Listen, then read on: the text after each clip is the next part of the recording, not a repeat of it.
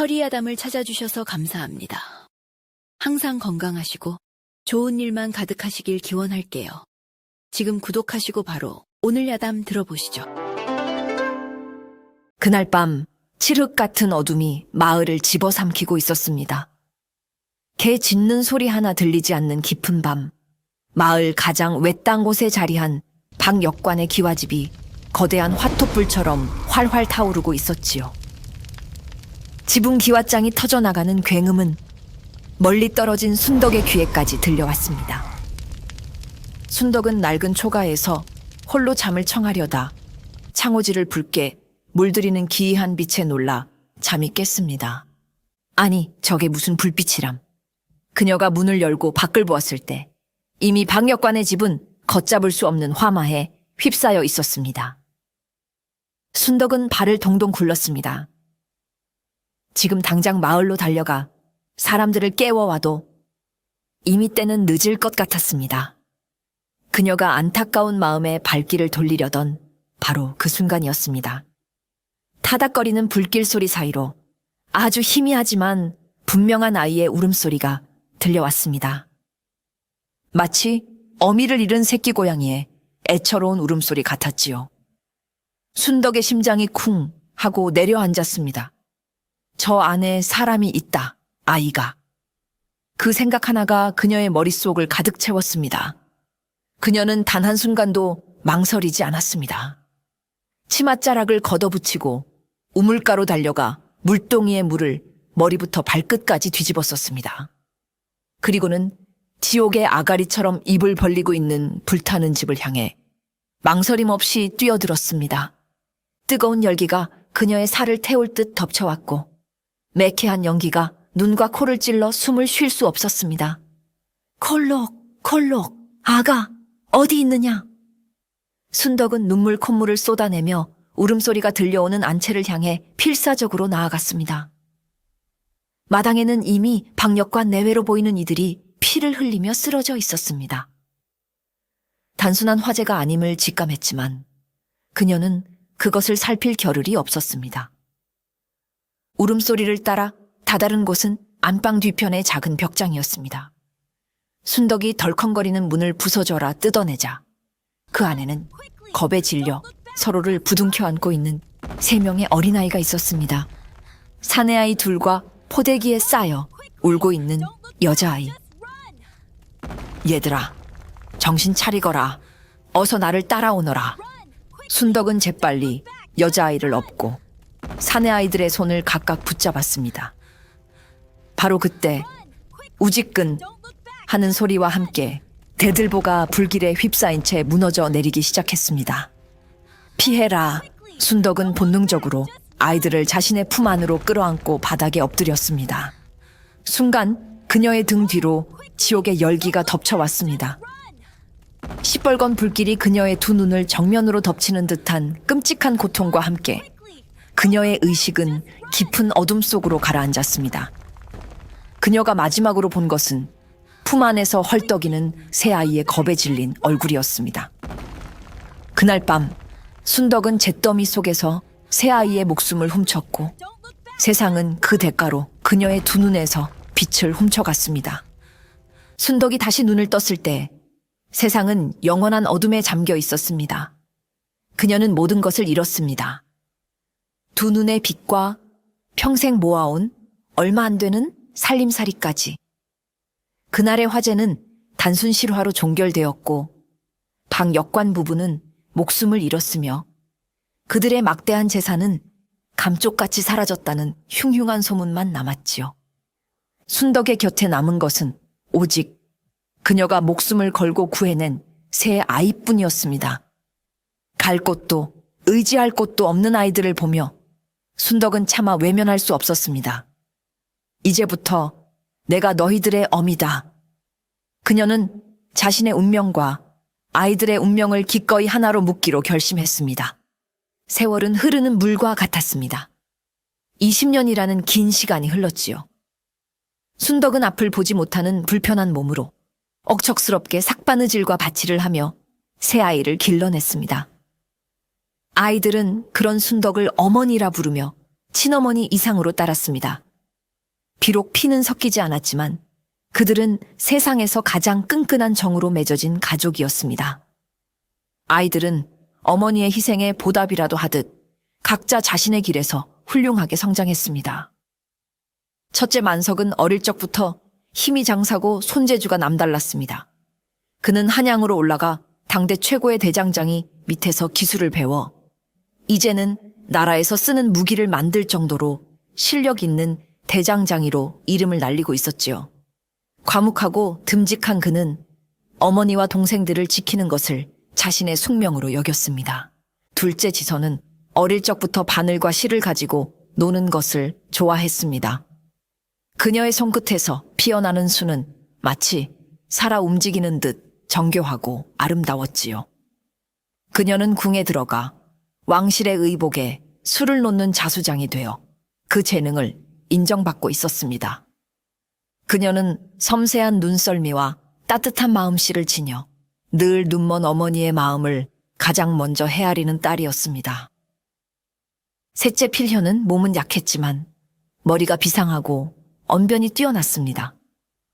그는 저작거리에서 다푼의 소설을 읽어주거나 글 모르는 사람들을 위해 편지를 대신 써주는 이야기꾼이자 대필가로 살아가고 있었지요. 그는 책을 통해 얻은 지식과 명석한 두뇌로 언제나 어려운 일이 닥치면 형과 누나에게 지혜로운 해결책을 제시해주는 전략가였습니다. 아이들은 모두 장성하여 각자의 삶을 꾸려나가면서도 철마다 어머니를 찾아와 안부를 묻고 살림을 돌보았습니다. 그럴 때마다 순덕은 세상에서 가장 행복한 미소를 지었지요. 순덕과 아이들의 평화로운 삶의 먹구름이 드리우기 시작한 것은 그해 가을이었습니다. 마을의 가장 큰 지주이자 막강한 권세를 누리고 있던 조판서가 하인 며칠 대동하고 순덕의 낡은 초가집으로 들이닥친 것입니다. 조판서는 탐욕스럽기로 소문난 인물로 백성들의 고혈을 짜내 자신의 부를 축적하는 자였지요. 그는 지팡이로 마당을 쿵쿵 내리치며 툇마루에 앉아 콩을 까고 있던 순덕에게 오만하게 소리쳤습니다. 이 보시오, 눈먼 노파. 언제까지 내 땅에서 무단으로 살 셈이오. 당장 이 집을 비우고 떠나지 못할까. 순덕은 깜짝 놀라 자리에서 일어났습니다. 대감마님, 그게 무슨 말씀이십니까? 이 집과 밭은 제가 평생을 일궈온 제 땅입니다. 어찌 대감마님의 땅이라 하십니까? 조판서는 코웃음을 쳤습니다. 허허, 이 노파가 아직도 정신을 못 차렸군. 이 마을의 땅은 전부 나의 소유다. 내년이 가진 땅 문서라도 있느냔 말이다. 증명할 것이 없다면 당장 짐을 싸서 나가거라. 열흘의 말미를 줄 터이니 그 후에도 버티고 있으면 관아의 힘을 빌려 너를 내쫓을 것이다. 말도 안 되는 억지였습니다. 그 집과 밭은 분명 순덕이 젊은 시절부터 피땀 흘려 일군 그녀의 땅이었습니다. 하지만 조판서의 말대로 그녀에게는 그것을 증명할 땅 문서가 없었습니다. 게다가 그녀는 앞을 보지 못하는 맹인이었습니다. 권세가인 조판서에 맞서 자신의 권리를 주장할 힘도 방법도 없었습니다. 이 맹인 노파가 감히 내 땅을 무단으로 점거해. 조판서는 순덕의 어깨를 거칠게 밀치며 모욕적인 말을 내뱉고는 침을 퇴뱉고 돌아섰습니다. 어머니가 억울하게 집에서 쫓겨날 위기에 처했다는 소식은 인편을 통해 금세 한양에 있는 아이들에게 전해졌습니다. 소식을 듣자마자 가장 먼저 불같이 화를 내며 달려온 것은 역시 첫째 만석이었습니다. 그는 한양에서 하던 일을 모두 내팽개치고 며칠 밤낮을 쉬지 않고 달려왔지요. 어머니, 대체 어떤 놈이 우리 어머니를 건드리는 겁니까? 만석은 듬직한 체구에 어울리지 않게 눈물을 글썽이며 순덕의 손을 잡았습니다. 자초지종을 전해 들은 그는 당장이라도 조판서의 집으로 쳐들어가 그를 박살낼 기세였습니다. 그놈의 멱을 비틀어 놓겠습니다. 힘없는 우리 어머니라고 얕보는 모양인데 제가 가만두지 않겠습니다. 만석이 씩씩거리며 밖으로 나가려던 찰나 뒤이어 도착한 셋째 필현이 그의 앞을 가로막았습니다. 형님, 잠시만 기다리십시오. 필현은 형과 달리 차분하고 냉철했습니다. 그는 어머니를 안심시킨 뒤 흥분한 만석을 조용히 타일렀지요. 형님, 지금 힘으로 맞서는 것은 저 교활한 자의 함정에 빠지는 것입니다. 조 판서는 이미 관아와 한통속일 터. 우리가 먼저 주먹을 썼다가는 오히려 행패를 부린 죄로 옥에 갇히게 될 것입니다. 힘만으로는 저자를 이길 수 없습니다. 필현의 말에 만석은 분하지만 주먹을 내릴 수밖에 없었습니다. 필현은 방 안에 앉아 곰곰이 생각에 잠겼습니다. 그의 명석한 두뇌는 사건의 본질을 꿰뚫어 보고 있었지요. 이상합니다. 조 판서는 한양에서도 소문난 부자입니다. 그런 자가 어째서 아무 값어치도 없어 보이는 이 작은 초가와 텃밭에 그토록 집착하는 것일까요? 마치 이 땅 자체에 목적이 있는 것처럼 보입니다. 필현은 순덕에게 20년 전 화재 사건에 대해 조심스럽게 묻기 시작했습니다. 어머니, 20년 전 저희가 살던 집은 어떤 곳이었습니까? 그리고 그 화재는 정말로 단순한 실화였습니까? 순덕의 얼굴이 순간 굳어졌습니다. 그녀는 떨리는 목소리로 다 지난 일이다. 더는 묻지 말거라. 라며 고개를 돌렸습니다. 어머니의 반응을 본 필현은 조 판서의 탐욕과 20년 전의 비극적인 사건 사이에 분명 어떤 연결고리가 있음을 직감했습니다. 그는 조용히 만석을 밖으로 불러내 말했습니다. 형님, 아무래도 20년 전 그날 밤의 진실을 파헤쳐야 할 것 같습니다. 그것만이 어머니의 누명을 벗기고 조 판서의 탐욕을 멈추게 할 유일한 길입니다. 만석과 필현이 머리를 맞대고 고민하고 있을 때 둘째 지선 역시 소식을 듣고 비단처럼 고운 손에 흙먼지를 묻히며 한 걸음에 달려왔습니다. 그녀는 눈물부터 보이는 오라비들과 달리 눈먼 어머니의 거칠어진 손을 먼저 잡고 따뜻한 위로를 건넸지요. 어머니, 너무 걱정 마세요. 저희가 있잖아요. 어떻게든 방법을 찾을 수 있을 거예요. 지선은 어머니를 위해 따뜻한 물수건을 적셔오려고 순덕이 기거하는 작은 방으로 들어갔습니다. 그리고는 낡은 옷궤를 열다가 그 구석에 소중하게 보관되어 있는 작은 비단 주머니 하나를 발견했습니다. 그것은 아이들이 어릴 적부터 어머니가 늘 품에 지니고 다니던 손때 묻은 낡은 주머니였습니다. 호기심에 주머니를 열어본 지선은 그 안에 아주 조심스럽게 접혀있는 타다 남은 종이 조각 하나를 발견했습니다. 종이는 너무 낡아 바스러질 것 같았지만 그 위에는 붓으로 쓴 듯한 글씨가 희미하게 남아있었지요. 북두칠성. 그리고 그 옆에는 알아보기 힘든 몇 개의 글자가 더 있었습니다. 북두칠성. 이게 대체 뭘까? 지선이 종이 조각을 들고 갸우뚱거리는 순간 그녀의 시선은 비단 주머니 자체에 머물렀습니다. 주머니의 한쪽 귀퉁이에는 아주 정교하고 특이한 모양의 나비 한 마리가 수놓아져 있었습니다. 섬세한 날갯짓, 독특한 더듬이 모양. 그것은 보통의 자수 솜씨가 아니었습니다. 어디서 봤더라. 분명 어디서 본 문양인데 지선은 한참을 고민하다가 마침내 기억을 떠올리고는 자신도 모르게 숨을 헙하고 들이마셨습니다. 아, 조판서 대감. 그녀는 예전에 왕실 연회에 진상된 비단을 구경하러 갔다가 조판서의 부인이 가지고 있던 놀이개에서 똑같은 나비 문양을 본 적이 있었던 것입니다. 그 문양은 조판서 가문을 상징하는 특별한 문양이었습니다. 지선은 떨리는 손으로 비단 주머니와 종이 조각을 들고 오라비들에게 달려갔습니다. 오라버니, 이것 좀 보세요. 그녀는 자신이 발견한 것을 모두 털어놓았습니다. 어머니, 이 나비 문양은 조판서 대감 댁 가문의 문양과 똑같습니다. 어째서 어머니께서 이 주머니를 가지고 계신 걸까요? 셋째 필현이 먼저 입을 열었습니다. 그의 눈은 밤의 어둠 속에서도 형형하게 빛나고 있었지요. 이제 우리의 목표는 단 하나. 조판서의 죄를 입증할 결정적인 증거를 찾는 것입니다. 힘으로도 눈물로도 해결할 수 없습니다. 오직 치밀한 계획과 각자의 능력만이 우리를 승리로 이끌 것입니다. 필현은 붓을 들어 깨끗한 종이 위에 그들의 계획을 써 내려가기 시작했습니다. 세 남매는 각자 자신이 가장 잘할 수 있는 능력을 살려 완벽한 협공을 위한 역할을 분담하기로 했습니다. 제가 먼저 움직이겠습니다. 저는 이 사건의 전략가가 되어 전체적인 그림을 그리고 작전을 지휘하겠습니다. 우선 저작거리의 이야기를 퍼뜨려 조판서를 심리적으로 압박하고 백성들의 관심을 이 사건으로 끌어모으겠습니다. 여론은 그 어떤 칼보다도 무서운 무기가 될 수 있습니다. 필연의 목소리에는 자신감이 넘쳤습니다. 그러자 둘째 지선이 결심한 듯 말했습니다. 그렇다면 제가 잠입가가 되겠어요. 저는 변장술과 눈썰미에 자신이 있습니다. 어떻게든 조판서의 집에 들어가 그의 서재나 안채 깊숙한 곳에 숨겨져 있을 결정적인 단서를 찾아내겠습니다.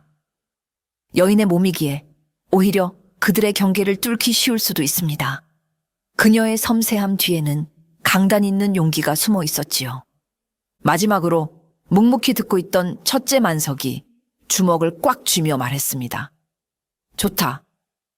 너희가 판을 짜고 길을 열면 마지막 해결은 내가 하마.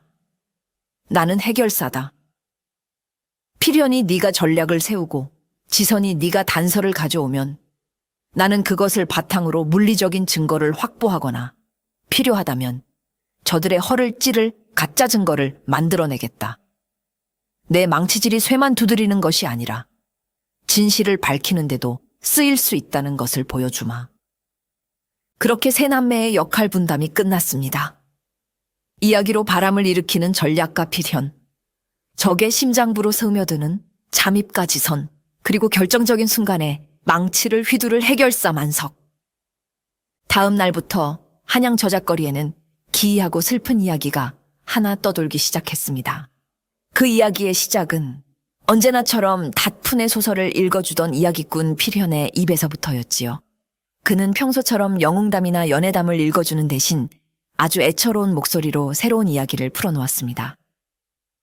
자자, 오늘은 제가 여러분께 아주 오래전 이 땅에서 있었던 슬픈 이야기 하나를 들려드리겠습니다. 때는 바야흐로 20년 전 이 마을에 아주 부유하고 마음씨 좋은 역관나리가 살고 있었답니다. 그런데 어느 캄캄한 밤 역관나리의 집에 큰 불이 나 나리 내외는 그만 목숨을 잃고 말았지요. 그런데 이상한 것은 말입니다. 그 많던 재산이 하룻밤 사이에 연기처럼 사라져 버렸다는 겁니다. 사람들은 말했지요.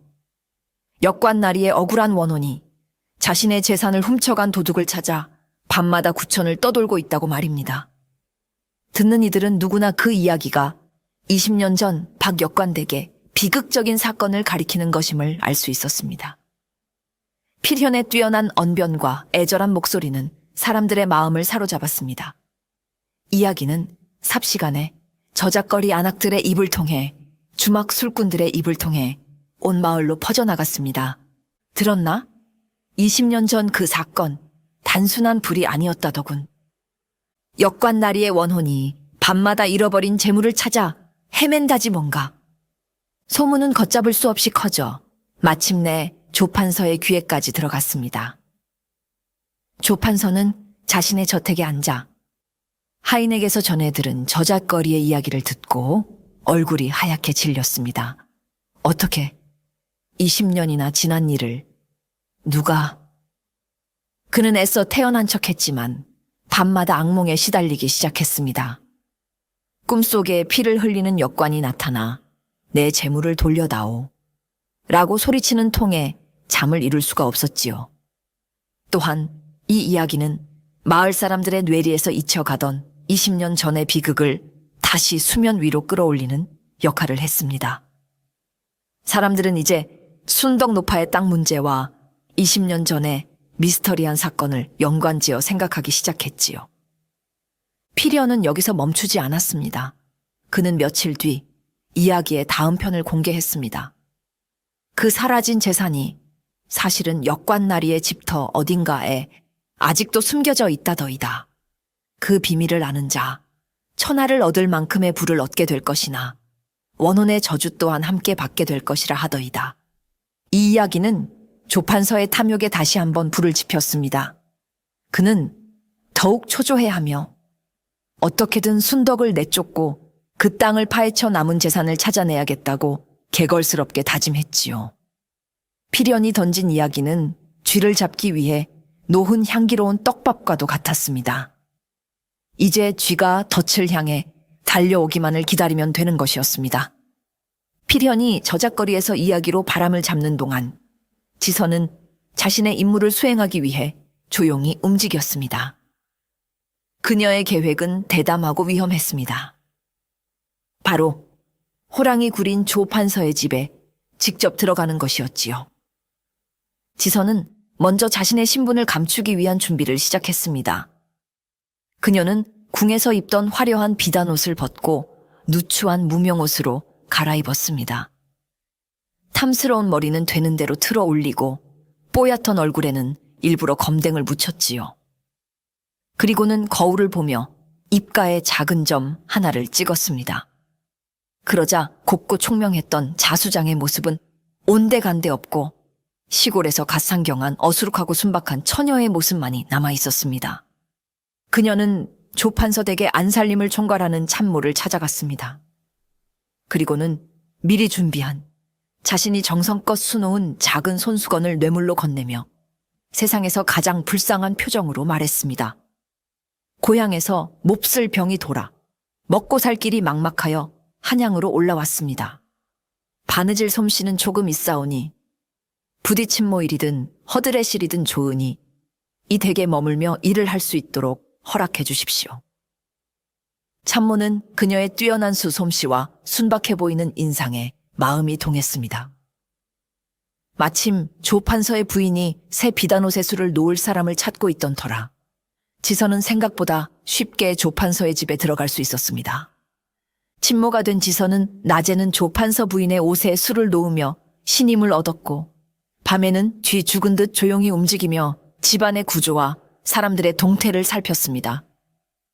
며칠간의 관찰 끝에 그녀는 한 가지 이상한 점을 발견했습니다. 조 판서가 매일 밤 아무도 들이지 않는 자신의 서재에 홀로 들어가 아주 오랜 시간 머물다 나온다는 것이었습니다. 그리고 그 서재 주변은 유독 다른 곳보다 경계가 삼엄했지요. 저 서재에 무언가 있다. 지선은 직감했습니다. 지선이 조 판서의 집에서 기회를 엿보는 동안 만석은 필현의 지시를 받아 움직였습니다. 그의 임무는 단순하고 명확했습니다. 북두칠성. 지선이 발견한 종이 조각에 적혀있던 그 단서의 실체를 어머니의 텃밭에서 찾아내는 것이었지요. 만석은 낮에는 평범한 농부처럼 밭을 가는 척하며 땅의 형태와 주변 지형을 꼼꼼히 살폈습니다. 밤이 되면 그는 튼튼한 삽과 괭이를 들고 어둠을 틈타 밭으로 향했습니다. 조판서의 하수인들이 멀리서 밭을 감시하고 있다는 것을 알고 있었기에 그는 아주 조심스럽게 움직였습니다. 며칠 밤낮을 꼬박 땅을 파헤쳤지만 이렇다 할 단서는 나오지 않았습니다. 밭은 그저 평범한 흙과 돌멩이로 가득 차 있을 뿐이었지요. 필연이 놈, 괜히 나를 헛고생시키는 거 아니야. 만석의 마음속에 의심과 초조함이 싹트기 시작했습니다. 그러던 어느 늦은 밤이었습니다. 그날따라 유난히 달이 밝았지요. 밭 한가운데서 땀을 뻘뻘 흘리며 땅을 파던 만석의 괭이 끝에 텅 하는 둔탁한 소리와 함께 무언가 단단한 것이 걸렸습니다. 돌인가? 그는 조심스럽게 주변 흙을 걷어냈습니다. 그러자 드러난 것은 평범한 돌이 아닌 잘 다듬어진 사각형의 판석이었습니다. 만석은 혼신의 힘을 다해 판석을 들어 올렸습니다. 그러자 그 아래로 사람 하나가 겨우 들어갈 만한 깊고 어두운 구덩이가 나타났습니다. 오래전에 사용되다 흙으로 메워진 낡은 우물 터였습니다. 이런 곳에 우물이. 만석은 횃불을 밝혀 조심스럽게 우물 안으로 들어갔습니다. 우물 바닥은 축축한 흙과 이끼로 뒤덮여 있었습니다. 그가 흙바닥을 더듬거리며 탐색하던 순간 그의 손끝에 차갑고 네모난 감촉이 느껴졌습니다. 흙을 파내자 마침내 그 정체가 드러났습니다. 녹이 슬고 흙이 잔뜩 엉겨 붙어 있는 작은 쇠상자였습니다. 만석은 심장이 쿵쾅거리는 것을 느끼며 쇠상자를 밖으로 꺼내왔습니다. 흙을 닦아내자 상자의 앞면에 달린 낡은 자물쇠가 모습을 드러냈습니다. 그리고 그 자물쇠 옆에는 7개의 작은 홈이 국자 모양으로 깊게 파여 있었습니다. 바로 북두칠성 모양이었습니다. 찾았다! 피련이 퍼뜨린 이야기는 이제 걷잡을 수 없이 한양 전체를 뒤덮었고 심지어 관료들 사이에서도 수군거리는 소리가 나올 정도였습니다. 20년 전 박역관 사건, 뭔가 석연치 않은 구석이 많다지. 조판서는 매일같이 불안과 초조함에 시달렸습니다. 게다가 자신의 집 주변을 어슬렁거리는 만석의 존재와 얼마 전부터 집안의 분위기가 미묘하게 달라진 것까지. 그는 순덕의 아이들이 무언가 꾸미고 있음을 직감했습니다. 이대로 두었다가는 20년간 굳게 닫혀있던 상자가 열릴지도 모른다는 공포에 휩싸인 조판서는 결국 순덕을 직접 찾아가 입을 막기로 결심했습니다. 그는 밤늦은 시간을 틈타 수행원 하나 없이 홀로 순덕의 초가집을 찾아왔습니다. 나다! 문 열어라! 조판서의 목소리에 홀로 잠을 청하려던 순덕은 온몸이 굳는 것을 느꼈습니다. 20년 전 그날 밤에 악몽이 되살아나는 듯했지요. 그녀가 떨리는 손으로 문을 열자 달빛을 등진 조판서가 뱀처럼 차가운 눈으로 그녀를 내려다보고 있었습니다. 그는 방 안으로 성큼성큼 들어와 순덕의 턱을 거칠게 움켜쥐고 말했습니다. 내 인연, 아직도 정신을 못 차렸구나. 내 놈의 아이들이 지금 무슨 짓을 하고 다니는지 알고 있느냐. 순덕은 아무 말도 하지 못하고 입술만 파르르 떨었습니다. 조판서는 더욱 목소리를 낮춰 귓가에 독사의 혀처럼 속삭였습니다. 저작거리에 떠도는 그 이야기, 내 아이들 짓이지. 그의 눈에는 잔인한 살기가 가득했습니다. 똑똑히 들어라. 만약 네 아이들이 여기서 더 날뛰거나 내년이 그날 밤의 일을 단 한마디라도 발설한다면 그땐 네 아이들의 목숨도 무사하지 못할 것이다. 불길 속에서 살아남은 목숨, 이번에는 내 손으로 직접 끊어주마. 알아들었느냐? 그의 협박은 순덕의 가장 약한 부분을 파고들었습니다. 자신의 목숨은 아깝지 않았지만 아이들의 목숨을 위협하자 그녀는 모든 저항을 포기할 수밖에 없었습니다. 그녀에게 아이들은 자신의 눈과 맞바꾼 세상의 전부였으니까요. 다음 날 걱정이 되어 찾아온 아이들 앞에서 순덕은 평생 처음으로 차가운 가면을 썼습니다. 다들 돌아가거라. 나는 괜찮다. 이 늙은이의 운명이려니 하고 받아들일 테니 너희는 어서 각자의 삶으로 돌아가거라. 다시는 이 일에 끼어들지 마라.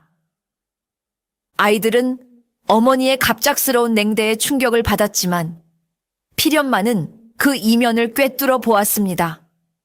조판서의 협박 이후 집안의 분위기는 더욱 살벌해졌습니다. 조판서는 신경질적으로 하인들을 다그쳤고 특히 자신의 서재 주변에는 아무도 얼씬하지 못하도록 엄명을 내렸지요. 지선은 그의 이런 반응을 보며 자신의 예상이 맞았음을, 바로 저 서재 안에 모든 비밀이 숨겨져 있음을 확신했습니다. 기회는 의외의 곳에서 찾아왔습니다. 조판서의 부인이 지선에 뛰어난 자수 솜씨에 완전히 매료된 것입니다. 내 솜씨는 정말 하늘이 내렸구나. 궁궐의 수박 나인들도 너만은 못할 것이다. 부인은 지선을 총애하며 그녀에게 자신의 가장 아끼는 비단옷의 학수를 놓아달라고 부탁했습니다. 지선은 며칠 밤낮으로 정성을 다해 술을 놓았습니다. 그리고 마침내 완성된 학의 마지막 눈동자에 점을 찍기 직전 그녀는 일부러 바늘에 손을 찔려 피를 한 방울 떨어뜨렸습니다. 아얏! 붉은 피가 순백의 학 날개 위로 번지자 지선은 세상이 무너진 듯한 표정으로 부인 앞에 엎드려 빌었습니다. 마님, 죽을 죄를 지었습니다. 제가 마님의 귀한 옷을 망쳐버렸습니다. 부인은 아끼는 옷이 망가진 것에 속상해했지만 지선의 진심 어린 눈물과 그간의 정성을 생각해서 차마 크게 나무라지는 못했습니다.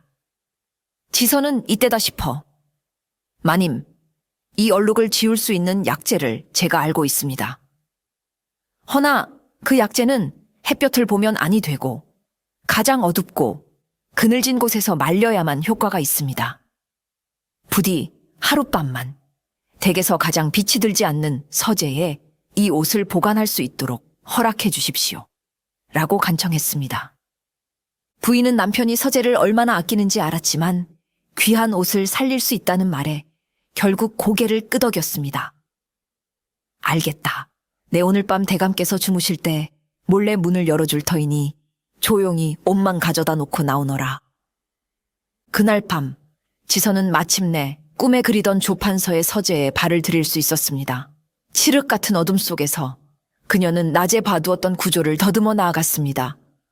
그리고는 서재 가장 안쪽 낡은 병풍 뒤에 숨겨진 비밀 공간을 찾아냈습니다. 벽장 안에는 낡은 상자 하나가 놓여 있었습니다.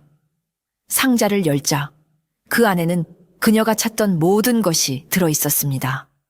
낡은 땅 문서 한 뭉치, 그리고 북두칠성 쇠상자의 열쇠로 보이는 정교한 나비 모양의 은재 열쇠. 지선은 심장이 터질 듯이 뛰는 것을 느끼며 열쇠와 땅 문서를 재빨리 품에 숨겼습니다. 그날 밤 세 남매는 다시 순덕의 초가에 모였습니다. 지선이 목숨을 걸고 가져온 나비 모양 열쇠와 낡은 땅 문서, 그리고 만석이 밭에서 찾아낸 북두칠성 쇠상자. 모든 조각이 마침내 한자리에 모인 것입니다. 피련이 떨리는 손으로 나비 모양 열쇠를 쇠상자의 자물쇠에 꽂았습니다. 찰칵 하는 소리와 함께 20년간 굳게 닫혀있던 상자가 마침내 그 비밀의 문을 열었습니다. 상자 안은 습기로 인해 눅눅했지만 그 안에 든 내용물들은 비교적 온전하게 보존되어 있었지요. 상자 안에는 금은 보화가 아닌 종이 뭉치들이 가득 들어 있었습니다. 가장 위에는 박역관 집안의 재산 목록이 상세하게 적힌 장부가 있었습니다. 그리고 그 밑에서 결정적인 증거가 나왔습니다. 바로 박역관이 조판서에게 막대한 돈을 빌려주고 받은 차용증서였습니다. 거기에는 조판서의 서명과 수결이 선명하게 찍혀 있었지요. 모든 진실이 마침내 모습을 드러냈습니다. 20년 전 조판서는 사업 실패로 막대한 빚을 지게 되자 당시 부유했던 친구 박역관에게 큰 돈을 빌렸습니다. 하지만 그의 탐욕은 끝이 없었고 빚을 갚을 날이 다가오자 그는 끔찍한 계획을 세웠습니다. 빚을 갚지 않고 오히려 박역관의 재산까지 모두 차지할 계획을 말입니다. 그는 한밤중에 박역관의 집에 몰래 침입하여 박역관 부부를 살해했습니다. 그리고는 모든 증거를 없애기 위해 집에 불을 지른 것이었습니다. 모든 진실을 알게 된 세 남매는 분노와 슬픔에 몸을 떨었습니다. 그들은 자신들의 부모님이 당한 끔찍한 비극과 그것을 지키기 위해 눈까지 희생해야 했던 순덕 어머니의 고통을 생각하며 피눈물을 흘렸습니다. 며칠 후 마침내 관아 마당에서 순덕과 조판서의 대질신문이 열렸습니다. 마당은 구경 나온 백성들로 인산인해를 이루었고 모두가 숨을 죽인 채 재판을 지켜보았지요. 조판서는 자신만만한 태도로 원님 앞에 나섰습니다. 사또 이 눈먼 노파가 20년간 불법으로 저의 땅을 점거해왔습니다. 여기 그 증거인 땅 문서가 있사옵니다. 그는 자신이 위조한 땅 문서를 보란듯이 펼쳐 보였습니다. 원님은 땅 문서를 받아들고는 고개를 끄덕이며 순덕을 향해 물었습니다. 노파는 들으라. 이 명백한 증거 앞에서도 계속 억지를 부릴 텐가. 순덕은 아무 말 없이 고개만 숙이고 있었습니다. 조판서의 얼굴에 승리의 미소가 번지려던 바로 그 순간이었습니다. 백성들 사이에서 우렁찬 목소리가 터져 나왔습니다. 잠깐! 그 땅 문서는 위조된 것이오. 사람들이 깜짝 놀라 돌아보자 그곳에는 이야기꾼 피련이 서 있었습니다. 그는 당당한 걸음으로 마당 중앙으로 걸어 나오며 품에서 또 다른 땅 문서 한 장을 꺼내 들었습니다. 사또, 여기에도 땅 문서가 한 장 더 있소이다. 조판서가 내민 저 문서는 자신의 진짜 땅 문서를 잃어버리고 급하게 만들어낸 가짜요.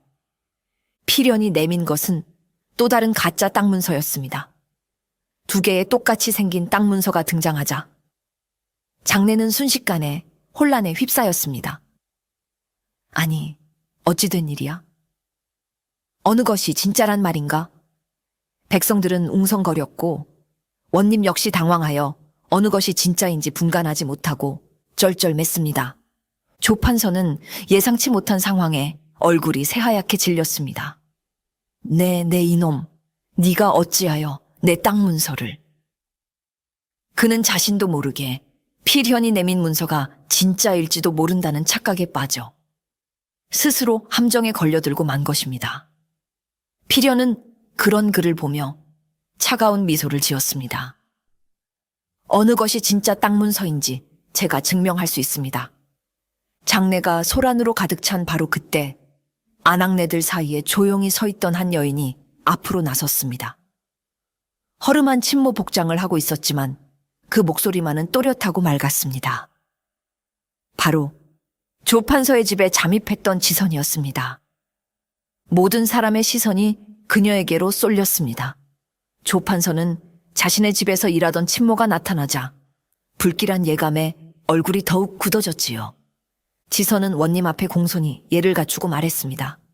사또, 저는 얼마 전까지 조판서 대감댁에서 친모로 일했던 사람입니다. 그러던 중 우연히 대감마님의 서재에서 아주 중요한 물건을 발견하게 되었습니다. 그녀는 품에서 작은 비단 주머니를 꺼내 그 안에서 반짝이는 은재 열쇠 하나를 꺼내 보였습니다. 정교한 나비 문양이 새겨진 바로 조판서의 서재에서 훔쳐낸 그 열쇠였습니다. 이것은 조판서 대감께서 서재 비밀 공간에 소중히 숨겨두셨던 열쇠입니다. 만약 저 두 개의 땅 문서 중 진짜 주인이 있다면 필시 이 열쇠의 정체 또한 알고 있을 것입니다. 조판서 대감, 감히 여쭙건대 이 열쇠는 어디에 쓰는 물건입니까? 지선의 당돌한 질문에 조판서는 말문이 막혔습니다. 그는 저 열쇠가 20년 전 사라진 쇠상자의 열쇠임을 알고 있었지만 그것을 안다고 말하는 순간 자신이 그 사건과 관련 있음을 자백하는 꼴이 되기 때문이었습니다. 그가 식은땀을 흘리며 우물쭈물하는 사이 지선은 모두를 향해 외쳤습니다. 이 열쇠가 진짜 주인을 가려줄 것입니다. 이 열쇠가 열 수 있는 상자를 가져온다면 그 사람이 바로 이 땅의 진짜 주인이 아니겠습니까? 지선의 말은 논리정연했고 설득력이 있었습니다. 백성들은 옳소, 그 상자를 가져와 보시오 라며 외치기 시작했습니다. 지선이 만들어 놓은 무대 위로 마침내 필연이 다시 나섰습니다. 그는 기다렸다는 듯이 백성들을 향해 우렁차게 외쳤습니다. 그 열쇠는 바로 20년 전 억울하게 돌아가신 박역관날이 댁의 쇠상자 열쇠요. 그의 외침과 동시에 장정으로 변장하고 있던 만석이 백성들 사이를 뚫고 나와 묵직한 쇠상자를 관아마당 한가운데에 쿵 소리가 나게 내려놓았습니다. 장내는 이제 경악을 넘어선 충격에 휩싸였습니다. 20년 전의 비극적인 사건이 눈앞에서 생생하게 되살아나고 있었습니다. 필연은 지선에게서 나비 모양 열쇠를 건네받았습니다. 그리고는 모든 사람이 지켜보는 가운데 그 열쇠를 쇠상자의 자물쇠에 천천히 꽂아 넣었습니다. 찰칵 하는 맑은 소리와 함께 20년간 굳게 닫혀있던 자물쇠가 풀렸습니다. 열렸다! 열렸어! 백성들의 환호성이 터져 나왔습니다. 필연은 천천히 쇠상자의 뚜껑을 열었습니다. 그리고는 그 안에서 누렇게 변한 종이 뭉치 하나를 꺼내 높이 들어 보였습니다. 이것이 바로 진실이요. 그는 상자 안에서 나온 진짜 땅 문서와 함께 결정적인 증거인 차용증서를 꺼내 그 내용을 낭낭하게 읽어 내려가기 시작했습니다. 2000냥. 차용인 조 아무개는 조 판서가 박 역관에게 막대한 빚을 졌다는 사실이 만천하에 공개되는 순간이었습니다. 필연은 차용 증서를 내려놓고 얼음처럼 차가운 눈으로 조 판서를 쏘아보며 마지막 결정타를 날렸습니다. 조 판서는 이 막대한 빚을 갚지 않기 위해 자신의 친구이자 은인이었던 박 역관 일가를 무참히 살해하고 집에 불을 지른 극악무도한 살인자요. 그리고 그 죄를 덮기 위해 20년간 이 마을의 백성들을 착취하고 이제는 목숨을 걸고 그 집의 아이들을 구해낸 눈먼 노파의 땅까지 빼앗으려 한 천벌을 받을 죄인이란 말이오. 이제 더 이상의 변명도 속임수도 통하지 않았습니다. 거짓말이다! 저것은 모두 조작된 것이다! 내가 죽였다는 증좌가 어디 있단 말이냐? 궁지에 몰린 조 판서는 마치 실성한 사람처럼 발악하며 소리쳤습니다. 쇠상자와 차용증서라는 명백한 증거 앞에서도 그는 끝까지 자신의 죄를 인정하지 않았지요. 원님조차 이 엄청난 사건 앞에서 어찌할 바를 모르고 안절부절 못하고 있었습니다. 바로 그때였습니다. 지금까지 미동도 없이 앉아있던 순덕이 딸 지선의 부축을 받으며 천천히 자리에서 일어났습니다. 그녀는 비록 앞을 보지는 못했지만 정확히 조 판서가 있는 방향을 향해 고개를 돌렸습니다.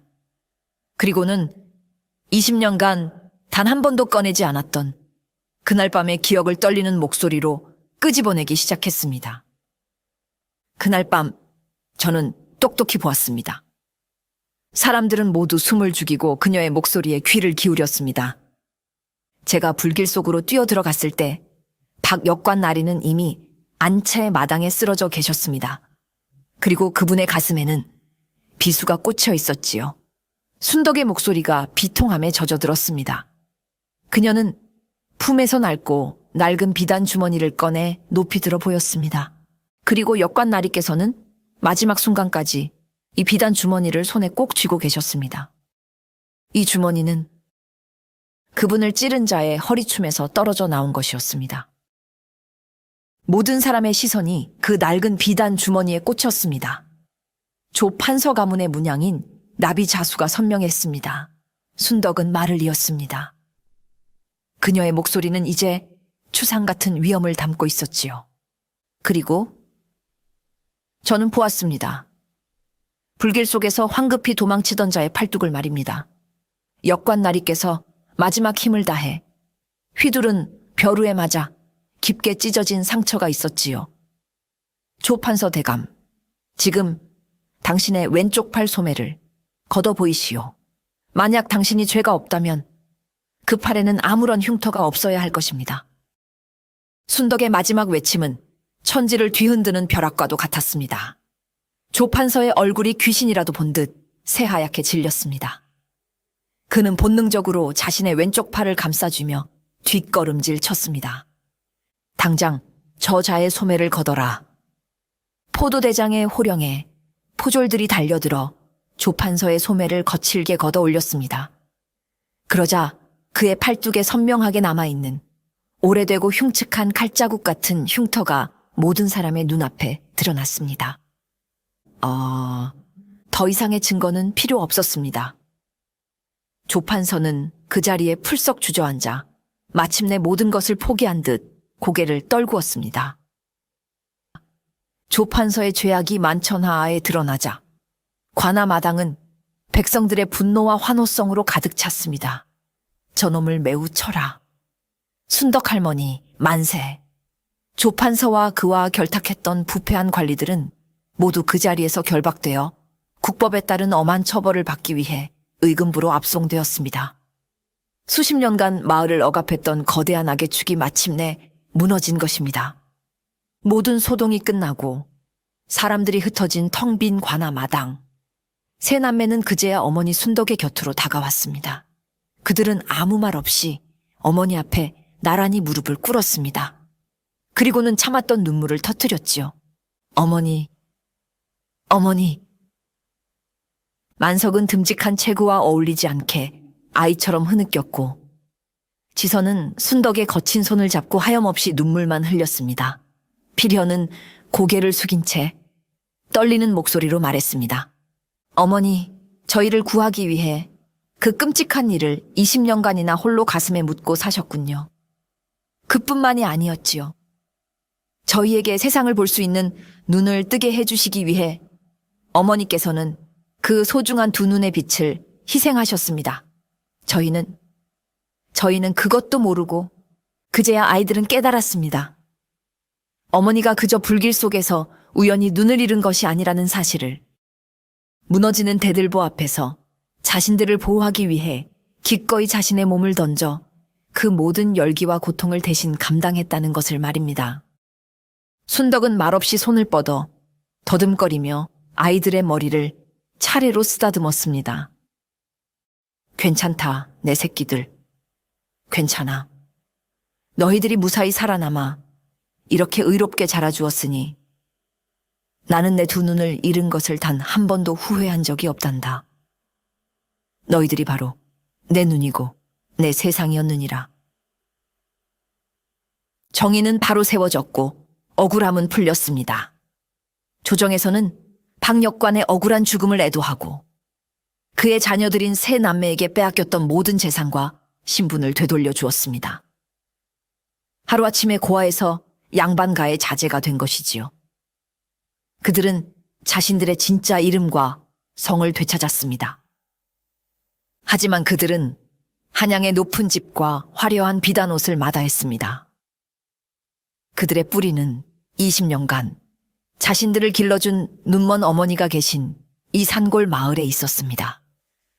그들은 조 판서에게서 되찾은 재산의 일부로 가장 먼저 순덕을 위한 따뜻하고 아늑한 새 집을 지어주었습니다. 볕이 잘 드는 툇마루와 순덕이 좋아하던 약초를 심을 수 있는 작은 텃밭이 딸린 집이었습니다. 그리고 남은 재산은 자신들을 위해 쓰지 않았습니다. 그들은 조판서에게 고통받았던 마을 사람들을 위해 큰 잔치를 열었고 가난한 이들에게 땅과 곡식을 나누어 주었지요.